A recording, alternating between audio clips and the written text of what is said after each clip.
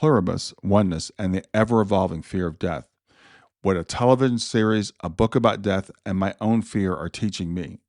Now, I didn't expect to encounter an old fear when I started watching Pluribus. I thought I was just watching a piece of science fiction. But instead, I found myself staring directly at a fear I've been circling for years, one that had changed shape many times over my life. It's the fear or the fears of death. It's not a single fear, but a progression. It started with the fear of punishment. Then it was a fear of annihilation or nothingness. That fear was then eased by the belief that we continue without punishment. And then, unexpectedly, the fear was stirred again by the idea of oneness itself, a different form of annihilation, being absorbed. And here's where I've been and where I am now with this ever-changing fear of death. Before we get started, I need to tell you about the world of Pluribus, and I'll tell you why this ties into my fear of death. Pluribus is an Apple TV series. It imagines a near-future world in which every human, except for 13 people, has been infected with an alien virus, and they've joined the collective consciousness. Those who have joined are simply known as the others. They don't speak because there's no need to. They move together. They share awareness. They're one mind. No private property. No one owns anything. But there's also no novelty, no meeting someone new, no slowly getting to know another person over time. Everything that can be known is already known. Now, Carol is one of 13 people in the world who haven't been absorbed into the collective. She's trying to save the world by reversing the process. The others, meanwhile, insist to Carol and calmly, confidently, and without coercion that they are happier than they've ever been. They tell Carol, one of the last unconnected people left, that her fear is unfounded, that she's suffering unnecessarily, that if she would just let go and join them, she'd experience a peace and contentment beyond anything she's ever known. Carol's resistance is primal. She senses that joining the others would mean the end of something fragile, something precious, and deeply personal. Watching her refuse again and again, even as the world around her quietly dissolves into sameness, I realized I wasn't just watching a story about assimilation. I was watching my own fear dramatized.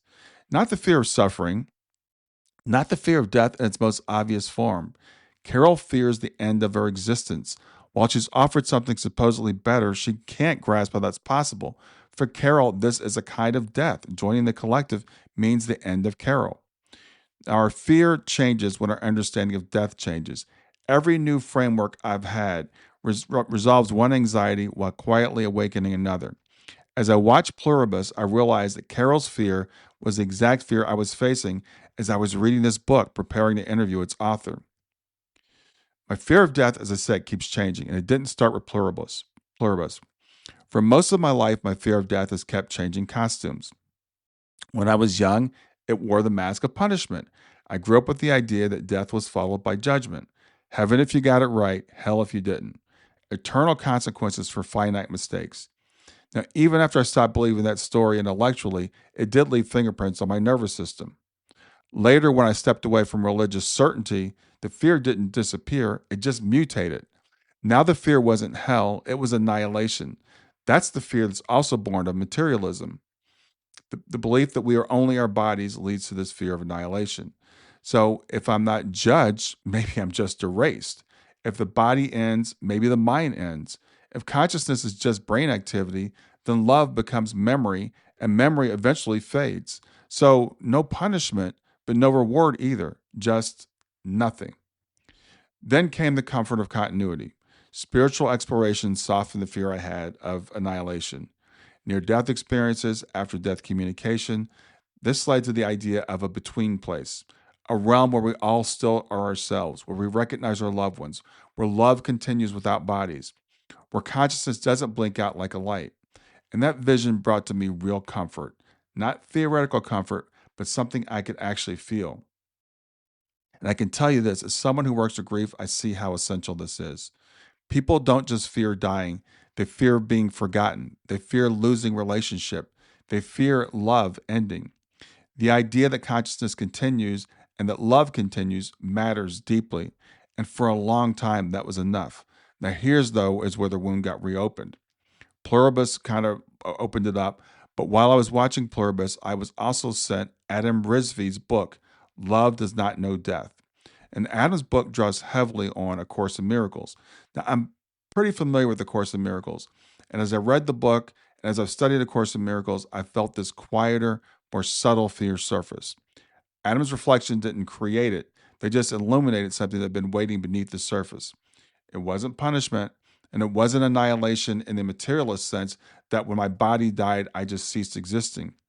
It was the fear that returning to source might mean a different kind of death.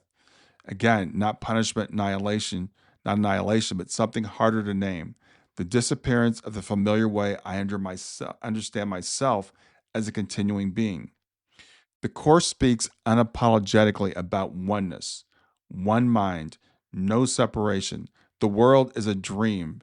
Individuality is an illusion. Now, I tell you this, intellectually, I respect it. Spiritually, I even resonate with it. But emotionally, I'm not so sure. Because underneath all that language was a question I hadn't wanted to ask out loud. If we're all one, what happens to me? The Course says the only things that are real are things that are eternal. If I'm reabsorbed into the one, am I even real? Am I just a character in a dream? One of the most comforting things about A Course in Miracles is it offers permission. Once I slowed down enough to really hear it, it offers us the idea of permission. The permission not to rush, the permission not to force insight, the permission not to pretend that I'm somewhere that I'm not.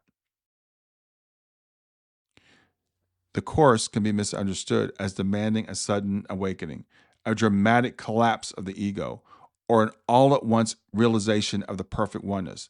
But that's not how the Course actually describes the process. Awakening in the Course is not a single lightning bolt moment, it's an undoing that happens gently in layers over time. The ego is not ripped away, fear isn't bypassed, nothing is taken before it's given willingly. And that distinction matters. Because I can tell you this, like Carol and Pluribus, I can feel that I'm not ready for ego dissolution. And I've stopped interpreting that as failure, that I'm not where I'm supposed to be. The Course doesn't ask me to leap into oneness before I'm ready.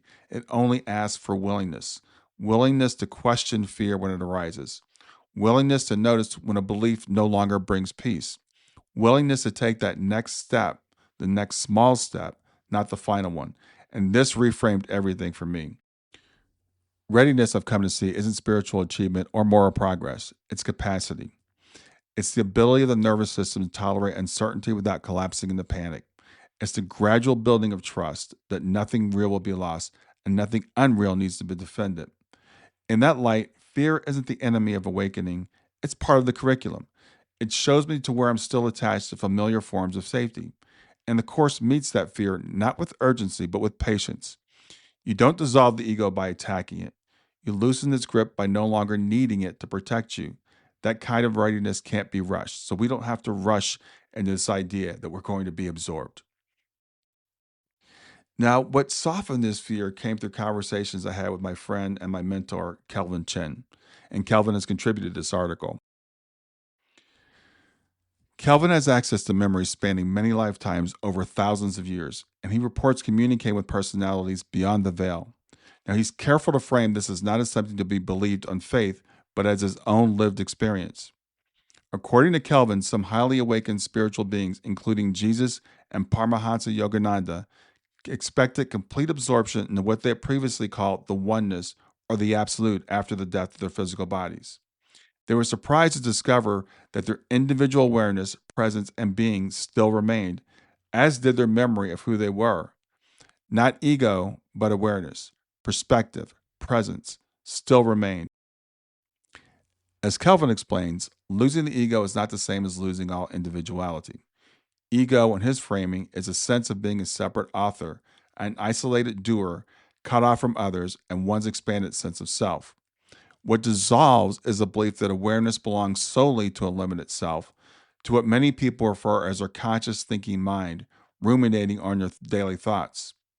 What remains of the deceased person, he says, is individual awareness without the usual fears associated with worrying about supporting a biological body: food, shelter, clothing, a job.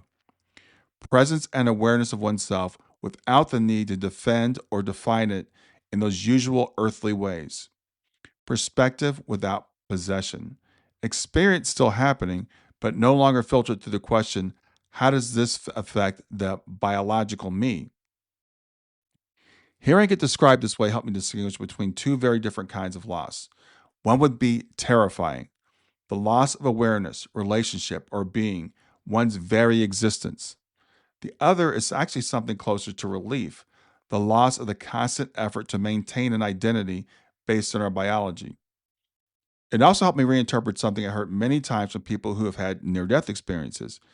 NDEers often say that they, quote, merged with the one, or they became part of an all encompassing unity. Taken at face value, that language can sound exactly like the thing that we fear, the complete loss of awareness or individuality. But as Kelvin pointed out to me, there's a quiet contradiction hidden in that description. If someone truly, completely merged into undifferentiated oneness, there would be no awareness left to report the experience. If you had this experience of being completely absorbed, you couldn't report it, right? The very fact that an experience is remembered, described, and integrated tells us that individual awareness remained.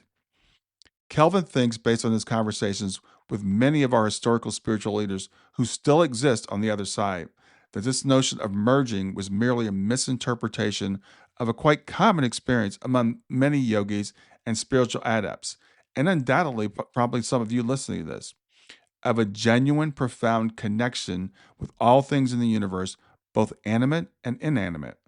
That feeling of connection has been misunderstood as some temporary merging, which they now realize in retrospect doesn't make logical sense.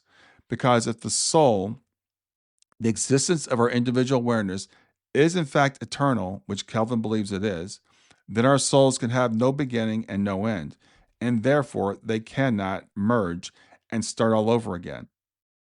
So, what seems to dissolve in these accounts is not our individual consciousness itself, but it's the sense of being disconnected from ourselves and being disconnected from the rest of the universe.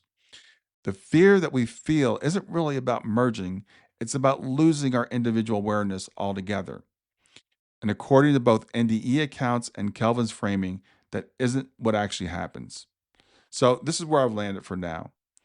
To be completely transparent, this is still hard for me to grasp. Ego dissolving while maintaining some form of perspective is almost as difficult for me to imagine as existence beyond time and space. We are told that in ultimate reality, time and space are non existent. I got to tell you, I really can't grok that. But what I've accepted is that I don't have to have it all figured out now. Whatever lies beyond this life may simply be beyond the capacity of my very human brain to fully understand. When I get to the in between space where I go when this body fails, that's when I can start thinking about the next step. For now, that's all the reassurance I need. I no longer think that not knowing or even having some fear means that I'm failing spiritually. I think it means I'm being honest. If awakening and merging are real, they aren't violent. My existence won't be ripped away. If love is real, it doesn't disappear. And if something is truly real, it doesn't need to be fully understood to be trusted. So here, I don't pretend to know precisely what happens when we die, but I no longer fear that we disappear as in blinking out of existence or being absorbed in some Borg like collective. And I certainly don't believe that we lose what matters most. And here's the part that I forgot when adult fear rose again. I don't believe in annihilation ever. As we grow and evolve, we never lose, we gain. This life, as real and meaningful as it feels, is not the highest level of reality. In fact, it may be the lowest. It's a kind of school. It's a dense, limited environment where consciousness experiences separation, effort, misunderstanding, and love under constraint. We aren't cast here, we choose to come here, but we forget and we get attached. When we die, we don't end, we move on. Not all at once, not forcibly, and not before we're ready. Each transition happens only when there's capacity for it. Nothing essential is ever stripped away. What we sometimes imagine as the end of individuality is, I've come to believe, an actual return to something greater rather than a collapse into nothingness. We retain our memories, we retain who we are, but we gain connection. In this life, isolation is built into the design. We don't have access to one another's inner worlds. Our communication is slow, imprecise, and often misunderstood. Love has to cross distance. As we move back to where we come from, We don't lose awareness, we gain access. We gain access to the memories, perspectives, and experiences of the whole. The loneliness that defines so much of human life actually softens. Connection becomes immediate rather than effortful. And because we have known separation, we can appreciate connection. Because we have lived this life, we don't disappear into the whole, we participate in it. I believe we can even choose to return here if we like. If there's anything to fear, it's not death, it's fear itself. Today, I don't know what will happen, but I trust that love never dies and all will be well. And for today, that's enough. Grief doesn't follow stages, timelines, or rules. And if you've ever wondered, am I doing this right? You're not alone. That's why I created the Grief Check In. It's not a test, there are no right or wrong answers. It's simply a gentle way to understand how grief may be showing up for you right now. In just a few minutes, you'll gain clarity and language for what you're experiencing without judgment, labels, or pressure to move on. If you're wondering where you are in grief, this is a safe place to look. Go to grieftogrowth.com/check-in. That's grief, numeral 2, growth.com/check-in.